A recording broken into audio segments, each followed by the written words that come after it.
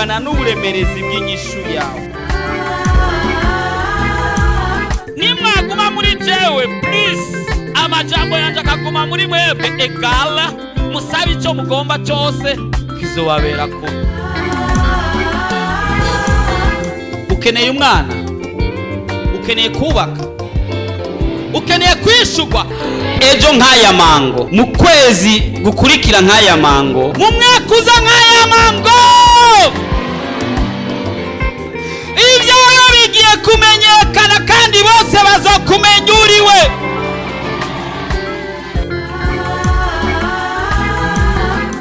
Ariko Yesu araha, ariko arakubaza ati ubu ugomba gukira nimugwane.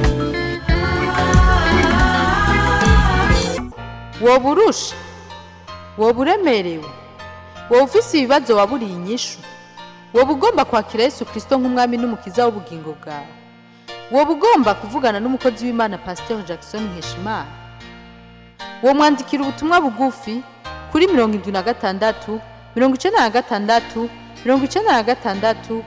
96 kugira ngo agusengere kandi agufashe mu buryo bw'impwemu. Yesu yavuze ngo nimuze kuri jewe mwese abananiwe n'abaremerewe ndabaruhura. Afitiye Yesu mukinga zatiwe ariba ibyiza gusa ndaje z'umutima. Urashaka kwama ukurikirana ubutumwa bwiza ku telefone yawe? Ja kuri YouTube wandike Pasteur Jackson Nkeshimana, urasanga ko ubutumwa hamwe n'ubwo yavuze kera. Ntibibagire kugira subscribe canke s'abone, wibuke kubusangiza n'abandi.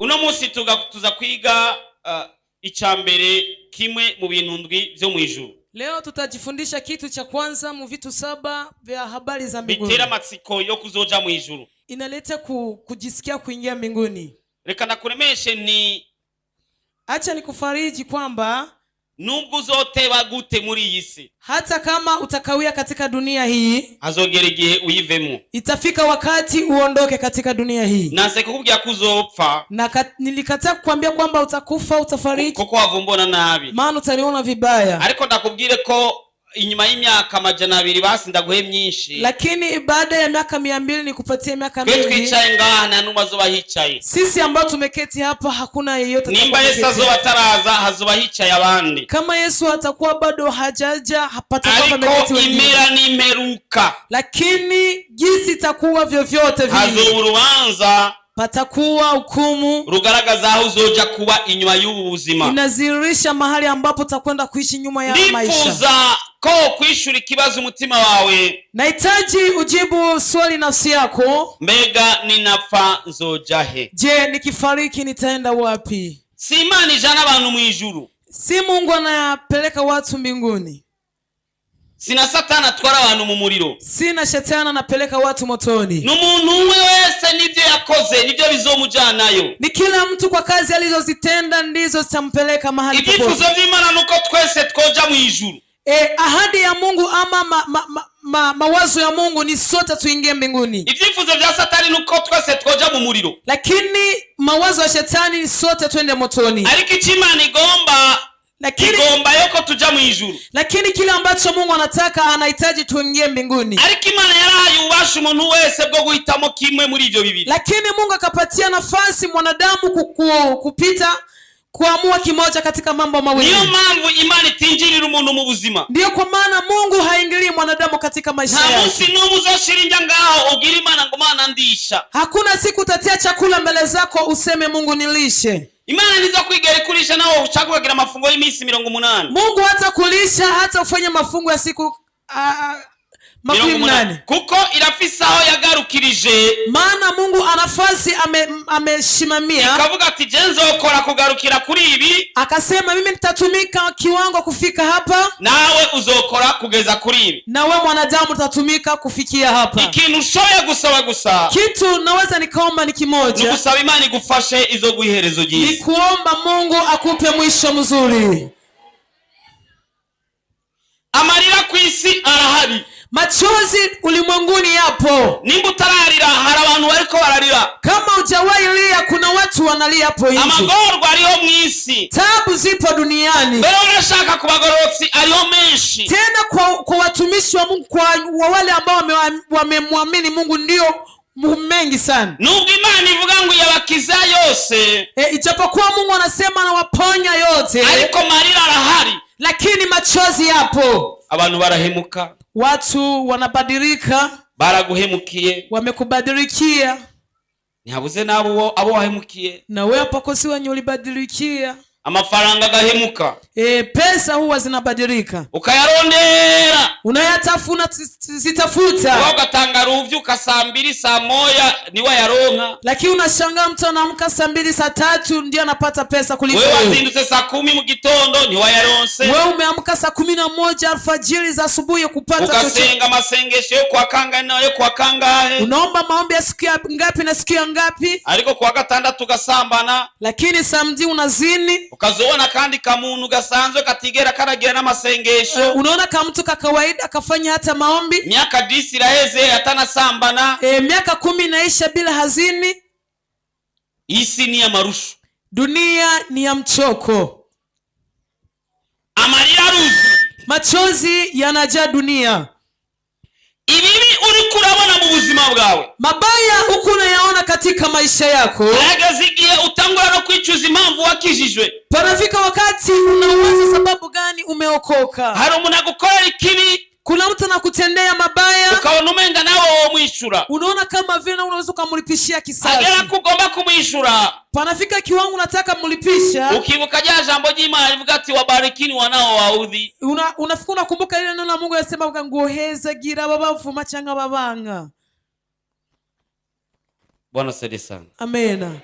Hari abantu bazi gukora ikibi, kuna watu wanajua kutenda mabaya, akakuvyonga kumwe kubi kwa danje, anakutafuta jinsi yote, hageraho nawe ugomba warumurosa kabero. Pakifika wakati wenye na ulikuwa unampata nafasi, yaragwaye aje kugusaba ka paracetamol ugafisa tingira ndakamwimiricho, alikuwa anaugua anakuja kuomba ka paracetamol, kuona unasema nataka nimuime kwa sababu urabona niwe yanyiciye naka niwe nataka nimuime kwa sababu ndiye kaniuya fulani. Ukachumvijwe y'Imana ivuga ati hezagira babahama, unasikia sauti ya Mungu inasema bariki wanaowachukia wanaowatendea vibaya, ngo ntubavuma ahubwo ubahezagire, usiwalani mbali wabariki. Ati usilipe mtu ovu kwa ovu, nuri umuntu kibi kukindi, usilipe mtu ovu kwa ovu, nguzo kurihishiriza n'Imana, yule atakaye kulipishia ni Mungu. Ukamua kwa paracetamol utanabisha, unampatia ka paracetamol ijapokuwa unapenda. Isi ni ya marira, dunia ni ya machozi. Ikindi gihe nagiye kwigisha hano, wakati mwingine nilikwenda kufundisha fasi, nigisha icigwa cita guharira, nikafundisha funzo inaitwa kusamehe. Ndakubona umudamu umwe yarafise akana ku mugongo, nikaona mama mmoja alikuwa na katoto mgongoni, arazaranyegera arambwira ati pastor, akanikaribia akaniambia mchungaji, ati urikurambigira guharira, ukuna naambia mimi nisamehe, nukutaza marira mfise n'agahinda mfise, kwa sababu hujui majonzi ninayo na uzuni. Narongowe, nimeolewa, haheze umwaka, panaisha mwaka, umugabo yanjanye ni kinege mu muryango iwabo, mume wangu ni mtu pekee katika familia yake, yarafise nyina w'umukecuru gusa, alikuwa na mamake mzee hivi, niwe yafashe uwo mukecuru, ndiye amemsaidia mzee huyu. haraje umuntu runaka zaramwica, pamekuja mtu fulani akaja kamua huyo bibikize, agica uwo mugabo wiwe, akamua huyo mume wake, ati aranyicira umugabo, akaniuia mume, ati nani misinga irahera, hapa kupita siku nani misinga irahera, hapajapita hata siku chache, ati ni muri no misi iheze, ni katika siku hizi zinazopita, atagahinda karacuzuye mu mutima. Sasa huzuni ungana na jambo uyo mukecuru sinzomusiga kuko ntagira uzomufasha wundi, nije ndi umwana wiwe. Huyo bibikize mimi sitamwacha, maana hana mtu wa kumsaidia. Ati gitangaje wamwishe yaratumye ku mwana, tena yule ambaye amemuua ndiye yanumye ku mwana, ati genda umwamagarire mama naka, amenituma kwa mtoto eti nenda kwa nitie mama fulani aze kusengera ndagwaye, aje kuniombea mimi naumwa. Ati ndahashitse, eti nilipopafika, icambe yatangiye kunyibutsa ko ariyo yishe umugabo, cha kwanza alianza kunikumbusha kwamba yenda kaniuya mume wangu. Ati yambwiye ati urazi ko je nishe umugabo wawe, akamwambia unajua kwamba mimi ndio nimeua mume wako, ati jirengagize usengere ndarwaye, lakini yapitie yote, lakini nahitaji uniombee nipone. ari wowe vyifatamo gute? Kama ni wewe unaweza ukajishikaje? Wosenga kire, wosenga pfewo. Unaweza ukaomba pone ama afariki aendee ndani. Amarira arahari, machozi yapo. Amarira arahari, machozi yapo. Nimbutararira hari abandi bariko bararira. Kama ujalia kuna wengine wako balizwa n'ibibazo bariko baracamo, wanalizwa na matatizo wanao wanapitia. Hari n'abarizwa n'ivyo bariko barakorera Imana bitariko bigenda neza. Kuna wengine wanalizwa na yale ambao wanatumikia Mungu lakini hayako. Satani ariko arabarwanya, Shetani iko anawapiganisha kugira ngo ntibakore ivyo Imana igomba, ili wasifanye yale ambao Mungu anataka. Umwanditsi wa Zaburi, mwandishi wa Zaburi 6:6 6:6 niwe yavuze ngo, ndiye alisema, havuga ngo kuniha kurandambiye uko ijoro ryije notesha uburiri bwanje n'amosozi uburiri bwanje. Ndacumva impapuro ari bataraharonka. Kuna watu hawajapaona. Turasubiramo, tunarudi. Uyu yari Dawidi ariko ararira. Huyu alikuwa ni mfalme Daudi, alikuwa kilia. Kandi Dawidi yari umugororotsi. Tena Daudi alikuwa ni mtakatifu. Ni wao unishe Goliati. Ni yule ambaye amemuua Goliati. Ariko yariko ararira. Lakini alikuwa kilia. Avuga ngo, akisema, kuniha kurandambiye, nimechoka kwa kuugua kwangu. Uko ijoro ryije, kila usiku nikieleza, notesha uburiri bwanje amosozi. Nakieleza kitanda changu. Uburiri bwanje ndayabucuncuburira ko. Imana idufashe cyane. Na nilowanisha reka twicare godo langu. Amen. Dawidi yari umwami. Dawidi alikuwa ni mfalme. Bigaragaza ko nawe yabona amakuba. Inatafsiri kwamba naye alipata shida. Yarabona ibibi, aliona mabaya, akagera nao arira. Ikafika na kiwango analia. Mugabo agakauka ntarira imbere y'abamubona, lakini anakauka hali mbele za watu. Akarira mu ijoro, analia usiku. Igitanda kikuzura amosozi, kitanda godolo linajaa machozi. Akacuncuburira amosozi kuri iyo matera yiwe. Anachuizia machozi yake kwenye yari umwami. Alikuwa ni mfalme. Wenda nawe ufise amarira uri kurarira. Labda na wewe una machozi unalia. Hari ibintu byase gufadika. Kuna mambo likataa kukamatika. Hari umugabo yitwa Paulo. Kuna bwana mmoja kwa kiitwa Paulo. Yasengera abandi bagakira. Alikuwa akiombea wengine wanapona. Ariko yarafise igisate cyari cyaranse gukira. Lakini alikuwa nafasi ambapo ilikuwa imekataa kupona. Abandi bavuga ko ryo bajari ijisho. Wengine wanasema labda ni jicho. Kujya kuntu yabonekewe n'Imana na Yesu maze umucyo bamwishi. Kama jinsi ameonekaniwa na Yesu mwanga ukakuwa mwingi. Atashobora kuba afise ijisho rimwe ritari bwabo ritabona. Labda alikuwa na jicho limoja alikuwa linaona. Ugasengera abandi bagakira. Unaombea wengine wanapona. Ariko rikanga. Lakini wewe anakataa. Yesu byarashitse. Yesu yalifika. Amubwira ati none ntiwazura abandi. Wakamwambia usulifufua wengine. None kubera iki nawe utokwikura kuri uwo musaraba?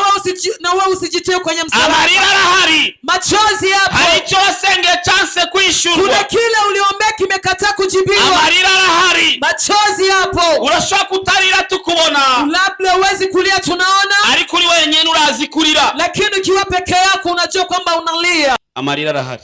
Machozi yapo. Ushobora kuburizwa n'umudamu. Labda unalizwa na mke wako. Ushobora kuburizwa n'umugabo. Ama unalizwa na mume wako. Ushobora kuburizwa n'uwo mwubakanye. Labda unalizwa na yule ambaye mnajenga. Ushobora kuburizwa n'umuvyeyi wawe. Ama unalizwa na familia ama na wazazi. Ushobora canke n'abana bawe. Ama unalizwa na watoto wako. Ushobora na kazi kawe. Ama unalizwa na kazi yako. Ushobora kuba urizwa n'ingwara ufise. Ama unalizwa na magonjwa unayo. Cyangwa ukarizwa n'umutwaro ufise. Ama unalizwa na mahitaji unayo. Harageze igihe Yesu abaza umuntu ngurizwa ni. Ilifika wakati Yesu akauliza mwanadamu unalizwa na nini? Ariko na Yesu harageze igihe ararira. Lakini ilifika na wakati Yesu akalia. Lazaro yarapfuye ararira. Lazaro alifariki akalia. Amosozi amarira baho. Machozi yapo. Nkaje unabuza abantu babiri muri no misi. Kama mimi nimekosa watu wawili kwa siku hizi. Wa mbere tuzohamba databukwe. Siku ya kwanza tutazika babu. Wa kabiri kwa mbere tuzohamba masogokuru. Siku ya kwanza tutazika babu. Kwa kabiri tuzohamba databukwe. Siku ya pili bamkwe tunamzika. Na marira. Hayo yote ni machozi. Isi rero. Sasa dunia hii ya marira. Imejaa machozi tu. Mugabi yaba tuzoheza turira. Lakini tungelimaliza tunalia. Byari kunchi intege. bingenikatisha tamaa ariko hari nguvu. ijambo rinezera. Lakini kuna neno linanifurahisha. Ivyahishwe Yohana 21 21 kuri 4 havuga ngo izohanagura amosozi yose ku maso yabo. Hari abavyumvise? Izohanagura amosozi yose ku maso yabo, naye atavuta kila chozi katika macho yao, kandi urupfu ntiruzoba rukiriho, wala mauti haitakuwepo, kandi amaborogo no gutaka n'uburibwe ntibizoba bikiriho, wala maombolezo wala kilio wala maumivu hayatakuwapo tena, kuko ibya mbere byashize. Kuko ibya mbere bishize. Munyemeye dusome na Yesaya 25 kuri 8. Yesaya 25 kuri 8. Yesaya 25:8. Iyo abatwari kurangiza n'amarira, tungelimaliza kwa machozi, nari gusaba foyi, ningeliomba foyi. Ariko hari kimpumuriza, lakini kuna kitu kinanifariji, bazoduhanagura amarira yose, atatupanguza machozi. Mwahabonye Yesaya 25:8. Yesaya 20. Urupfu azorumira miyonzwa gushitsa ibihe byose, kandi umwami uhoraho azohanagura amosozi ku maso ya bose, n'ubumaramare bwo ku bantu biwe azobukura ku isi yose, kuko uhoraho ari we abivuze. Amen. Yesu abahezagire cyane. Yesu abariki sana.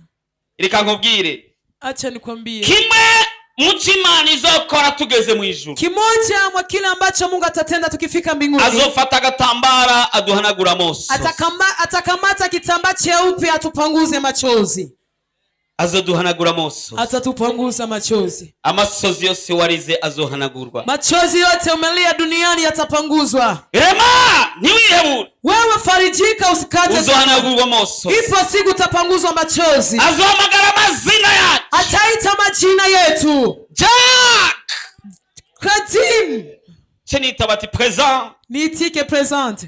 Ati Jack warihanganiye, umevumilia, warihanganiye ibi, umevumilia haya, wararize mu gihe nk'iki, umelia nyakati hizi na hizi, niwihoye mu gihe nk'iki, au kulipisha kisasi kwa hiki, niwivye mu bihe nk'ibi, au kuiba wakati huyu, warihanganye mu bihe bigoye, umevumilia wakati mgumu. Atangure kuduhanagura amoso, afuanze kutuvuta machozi, azotubwira ati cara uruhuke, atasema keti wanangu mpumuzike, imibabaro yose yo mwisi, maana abazojayo mbona umenga ni bake, wale wataingia mbinguni naona ni wachache, abavuga amena ni bake, wanasema amena ni wadogo sana, kuko ntibarabona iyo picha ingene izobimeze, maana hawajaona picha gisi ariko twese turiko turaja mu ijuru tuko turabibona, lakini sisi tunaingia mbinguni. Amen. Tuzohanagurwa amosozi twarize, tutapanguzwa machozi tumelia, ya ndirimbo yani hatuta na hatutachana. Amena. Amen. Tugeze hariya abacu ntituzobabura kandi, tukifika kule mbinguni wakwetu tutawakosa, urupfu ntituzorubona kandi, kifo hatutakiona tena, amamega akugora ntuzoyabura kandi, mamega inakusumbua utaiona tena, ayo kuri inzu nikizoba kandi ari ikibazo, pesa kulipa nyumba itakuwa shida, gukubitwa n'umugabo ntibizoba bikiriho, kupigwa na mume itakuwepo, kwemukirwa n'umugore ntibizoba bikiriho, kutendewa vibana, kwemukirwa n'abantu ntabwo bizoba bikiriho, kutendewa vibana wanadamu itakuwepo. Azoduhanagura amosozi yose, atatupanguza machozi yote. Amena. kandi ijambo ry'Imana rikubwira ko bose bazohanagurwa amoso, tena neno la Mungu atuambia kwamba wote watapanguzwa machozi. Ico rero kingaragariza ko ata muntu n'umwe azogera atarize, hicho kinanionyesha kwamba hakuna mtu ataingia mbinguni bila kulia. Twifuza ubuzima bw'iraha ijana kwijana, tunahitaji maisha raha 100%. Ni vyiza, ni vizuri, ariko none uzohanagurwa gute amosozi? Lakini sasa utapanguzwa aje machozi? Bisaba ko baza kubura ibintu runaka kugira ngo uzohanagurwa amosozi. Inaomba kwanza ukose vitu fulani ili upanguzwe machozi. ntiyabuze umutwaro wasengeye imyaka myinshi utarishurwa. haikosi hitaji ambayo umeombea miaka mingi lakini haijajibiwa. Imana igomba irindire urire kwanza urire. Mungu anasubiri kwanza wewe utoshe kwanza machozi. Zaburi ya 7:6 ku murongo wa 5 avuga ngo ababibarira bazimbura banezerewe. Zaburi 7:6 mstari wa 5 eti wanaopanda kwa machozi watavuna kwa furaha, kwa kelele. Niryo jambo je nanditse kuri invitation ya mariage yanjye. Lilo neno niliandika kwa invitation ya mariage yangu. Kuri invitation za mariage bandika utujambo ngo urose umugore sinzi utuntu maferi. Kwa invitation za mariage wa wengine wanaandika ukipata mke mwema sijui vingine. Je nanditse ibintu by'amacungu. Lakini mimi nimeandika vitu vya machungu by'imibabaro. Abantu gusa barambaza n'abamenyesha bakuru barambajije. Barambaza Wajurnalisti waniuliza abantu barabaza none gute azindi mariage bandika ko je nanditse ko ababibarira bazimbura banezerewe.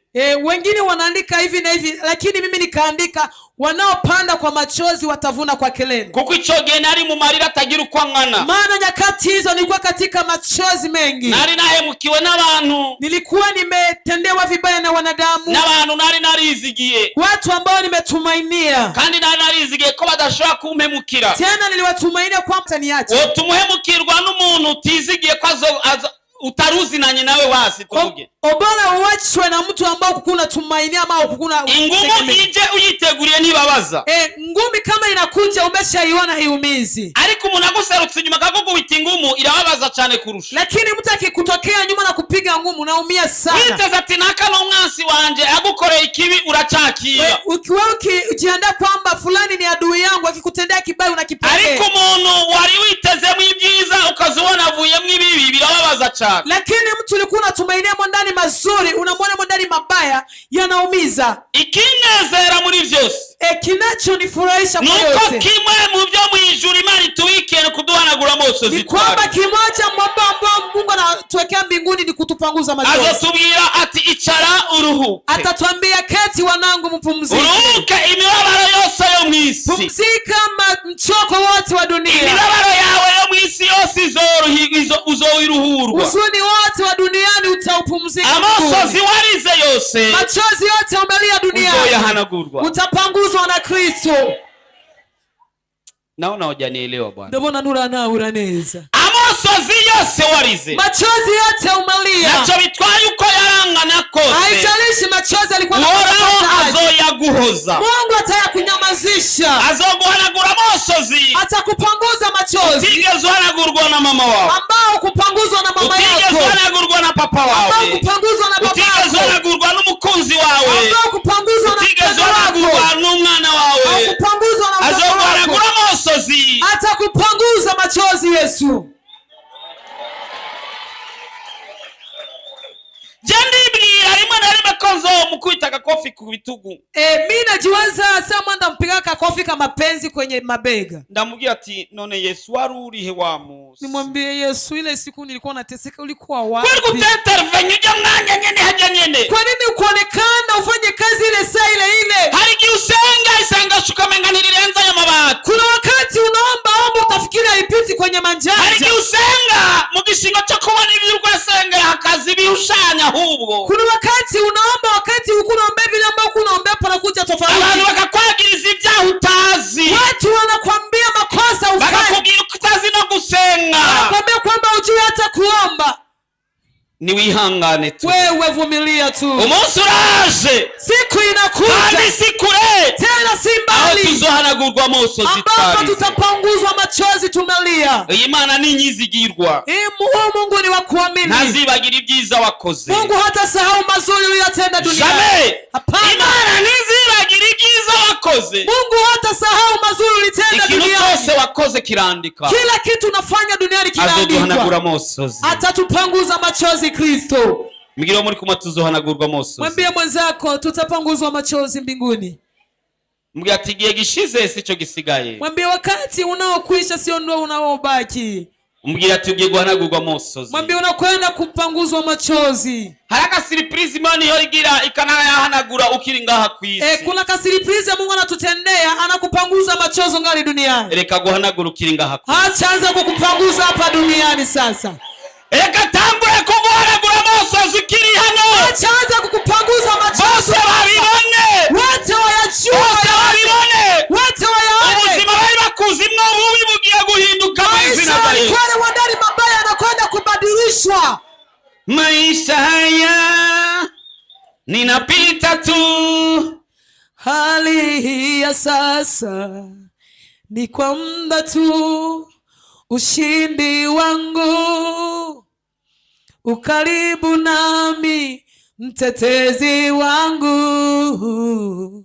yu hai. haleluya, Amen. ngumvugira hari ngubuzima nubwo kucamo gusa ngumvugira hari. Maisha haya ni ya kupita, mtetezi wangu yupo. Hama mugozi akishavuga ngo sitabaki kama nilivyo,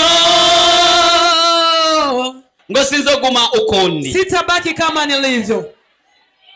Ngiro muri kumati urambona, Mwambie mwenzako unaniona. sinzonguma ukundi. Sitabaki kama nilivyo. Amosozi narize ngiye kuyahoza, Machozi nimelia na kwenda kupanguzwa. no byumve, Yaelewe. byumve, Yasikie. ingia maraso, amosozi warize Ingia kwenye damu zako, machozi umelia agiye guhozwa. yanakwenda kupanguzwa. Hoza ijwi ryawe, Usichujawe kuruka. garukira ngaho, Basi hapo hapo. garukira ngaho. Basi hapo. Hari igihe agiye kuguhoza amosozi ukibibona uno munsi Wakati uno unakwenda munsi. kupanguzwa machozi ukiyaona leo. Hari uwabyumvise? Kuna mtu ameyasikia. Amosozi warize ugiye Machozi kuyahoza. umelia na kwenda kupanguzwa. Abarira barira bazimbura banezerewe, Wanaopanda kwa amarira yawe yashitse kuhoraho. machozi yako yamefika mbele za Mungu. Abisirayeli bararize, Wana wa Israeli wamelia. wovuga ngo urarize. Unasema wewe mnalia. Imyaka 2 warize, Miaka 2 umelia. imyaka 5 warize. Miaka 5 umelia. Abisirayeli barize imyaka 430.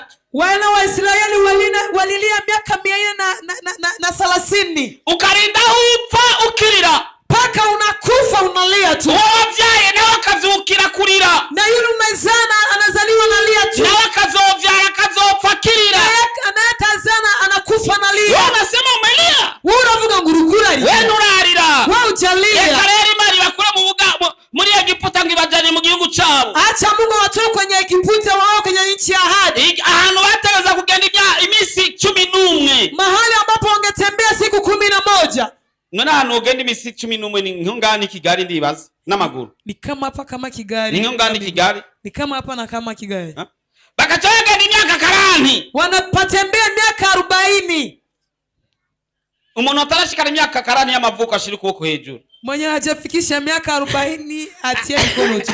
Mwaba bose mukaba mutarashika kuva aho mwavukiye. Hao wote hamjafika mahali ambapo umezaliwa. Kuva aho wakavukiye muriko muragenda mu gihugu canyu ahantu mwari kugenda imisi 11. Kuanzia wakati umezaliwa mnatembea na miguu. Ukavuga ngo uragowe. Afu unasema unateseka. Imana ngira ndayihebe. Eti Mungu nataka Ngo ni Imana ndabihebe. Ya Mungu nataka Wewe turabona ujaona kitu. Amosozi yawe agiye guhera. Machozi yako yanakwenda kuisha. Akanya gato. Subika dakika kadogo. Igihe gishize sico gisigaye. Wakati unaoisha si unaobaki. Ikimbabaza Kinachoniumiza nuko mu gihe tuzoba turiko turanagurwa amosozi, kwamba wakati tutakuwa tunapanguzwa machozi, hari abandi bazoba bariko barira, wale wengine watakuwa wanalia bari mu wanaomboleza muriro. wakiwa motoni. Matayo 8:12. Mathayo 8:12. Imirongo irahari myinshi, Mistari ipo nyingi. arabazorira Kuna watu watalia bahekenya amenyo, wakule meno, kandi bahoze ari abakizwa, tena walikuwa ni walokore, kandi barigeze gukizwa, tena waliwahi kandi kuokoka, bari abana b'ubwami. tena walikuwa watoto wa ufalme. Matayo 8:12. Mathayo 8:12. Ariko abana b'ubwo bwami bazohindirwa hanze mu mwiza, niho hazoba amarira no kujyanya insya z'amenyo.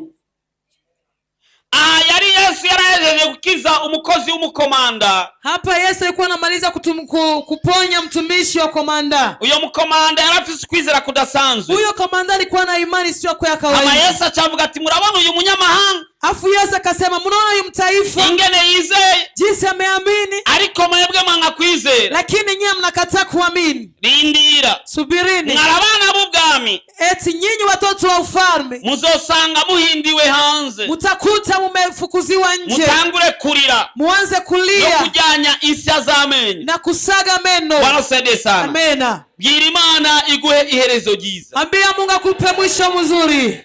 Unyihanganire uno munsi singusabira ikindi. Unikubalie, univumilie leo sikuambie kitu kingine. Imiduga magari tuzoyasiga. Tutaviacha. Bongo kweli. Ni kweli. Amahuzu vimanguo nabapfuye bayasize. Hakuna watu walifariki wakacha mavazi. Amazu, manyumba mazuri, abagabo, maume, abagore, wake, abana, watoto, abavyeyi, wazazi, amadiplome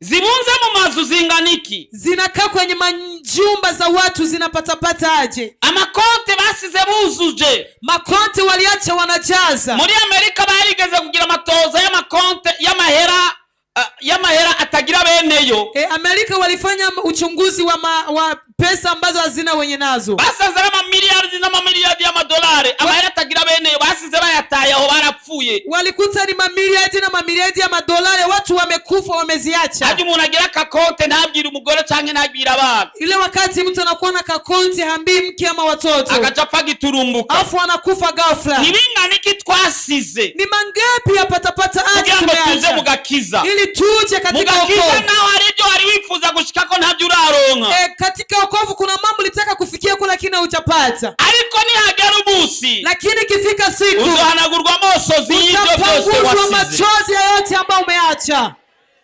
Ukorera Imana mu bwizigirwa. Tumikia Mungu kwa uaminifu. Urangize neza. Maliza vizuri. Uzoronka ibihembo byawe. Upate malipo mazuri. Umuririmbyi arima ngo taji zimewekwa tayari taji. Ngo ibitibo byarateguwe ibitibo. Mbega uno munsi Yesu niyaza. Je, leo Yesu akija ninde yobaza umunsi azopfira? Nani anajua siku atakufia yeye? Mumbariza tuzopfa ryari? Niulizie mwenzako utakufa lini? Mumbariza tuzopfa gute? Niulize utakufa aje? Arabitega ngo bazobaza kwihana ngo ngira mpfe uzinga uzopfa. Wanasema ngo nikitaka kufa tatubu. Utajua kisu utakufa. Yesu niyaza uzojahe. Yesu akija utakwenda wapi? Kwani ibikorwa byayo wabivuyemo? Mbona na kazi za Mungu umetupilia? Kwani ibikorwa byayo ubikritika? Mbona kazi za Mungu unazikritike? Mbega ko n'abakozi bayo wacira imanza? Mbona watumishi wa Mungu wakatia hukumu? Wewe urindishwa gucira imanza umukozi wundi atari uwawe. Wewe ni nani unaweza katia hukumu mtumishi wa mwingine si wako? Sinakuuliza. None sinakubajije. Wewe urinde uza gucira urubanza umukozi utangajije. Nani wewe unakwenda ukatia hukumu mtumishi ambao kuangaje? Wewe uchujejwe no gusenga ukisabira nawe uzoshika. Wewe kinachokupasa ni kujiombea na ufike mbinguni. Ibihembo byarateguwe. Malipo yameandaliwa, taji imewekwa. Azoguhanagura amosozi. Atakupanguza baba machozi. Usaba Imana iguherezo ryiza. Uombe Mungu akupe mwisho mzuri. Nama nabasiba ibindi bintu byinshi byinshi. Napenda kuwatangazia mambo mengi. Nama nabasaba Imana ibaha ibintu byinshi byinshi. Na kuwa na waombea Mungu awapatie mambo mengi. Kandi nama nabonye Imana ibyishura. Tena naona Mungu akiyajibia. Ariko ibyo byose turabyishurwa mugabo tukazobisiga ngaho. Lakini haya yote tunayajibiwa lakini tutayacha hapa ulimwenguni. Na muntu numwe arapfa avuga ngo mpako gakoti ngene ndagatwa. Hakuna mtu mwasha kufa aseme kale kakoti kangu ka hivi kasuti kangu acha nikapeleke. Chanye ko officer license maya diploma nzogene ndayitwaye nzosabire akazi. Ama kwa sababu nina license acha nene diploma nitaomba kazi huko mbele. Yagira ikintu na kimwe gituma uhagarika ivy'Imana ngo nivyo wawe bizohera mukanyi sasa. Pasikuwe kitu ambacho kitakusababishia uache kutumika kazi ya Mungu kuvitu ambavyo vitaisha kwa muda. Ngo nabuzuko ndabigenza wabuzuko bigenza. Ati nimekosa gisi ya kuyafanya ulikosa gisi ya kufanya. Imbere y'intebe y'imanza y'Imana uzovuga ngo nabuzuko ndabigenza. Mbele ya kiti cha enzi cha Bwana utasema nilikosa gisi ya kuyafanya. Hautajitetea. Nusigira wiregura. Nta giturire uzotanga ngo mvugira. Hakuna rushwa utatoa eti nisemee. Hazoariyo ekra igaragaza ikintu cyose umuntu yakoze. Patakuwa ekra inaonesha matendo ya kila mtu ambaye ametenda. Bwana saidie sana. Saba Imana iguhe iherezo ryiza. Omba Mungu akupe mwisho mzuri. Ugume mu bwizigwa bwayo. Ubaki katika uaminifu wa Kristo. Amena. Amen. Amena. Amen. Amena. Amen. Imana nayo iraza ubwenge ivuga ngo mubanze mwitaho iby'ijuru.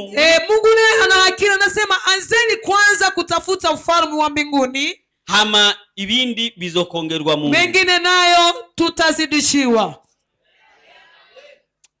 Ndifuza kuzorangiza neza. Nahitaji umalize vizuri. Nimegundua uzuri wa Yesu. Nimegundua utamu wake. Uburebure bw'ingorane yawe bungana n'uburemerezi bw'inyishu yawe. Nimwaguma muri jewe please, amajambo yanje akaguma muri mwebwe egala, musabe icyo mugomba cyose kizobabera ko. Ukeneye umwana, ukeneye kubaka, ukeneye kwishugwa ejo nk'aya mango, mu kwezi gukurikira nk'aya mango, mu mwaka uza nk'aya mango, ibyawe bigiye kumenyekana kandi bose bazokumenya uriwe.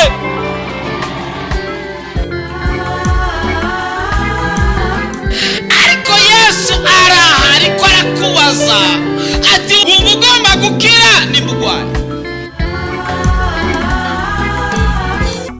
woba urusha, woba uremerewe, woba ufise ibibazo waburiye inyishu, woba ugomba kwakira Yesu Kristo nk'umwami n'umukiza w'ubugingo bwawe, woba ugomba kuvugana n'umukozi w'Imana Pasteur Jackson Nkeshimana, wo mwandikira ubutumwa bugufi kuri 76 96 96 96 kugira ngo agusengere kandi agufashe mu buryo bw'impwemu. Yesu yavuze ngo nimuze kuri jewe mwese abananiwe n'abaremerewe ndabaruhura. Afitiye byinshi mu kiganza cyiwe, areba ibyinshi gusa ndetse n'umutima. Urashaka kwama ukurikirana ubutumwa bwiza kuri telefone yawe? Ja kuri YouTube wandike Pasteur Jackson Nkeshimana, urasanga ko ubutumwa hamwe n'ubwo yavuze kera. Ntibibagire kugira subscribe canke s'abone. Wibuke kubusangiza n'abandi.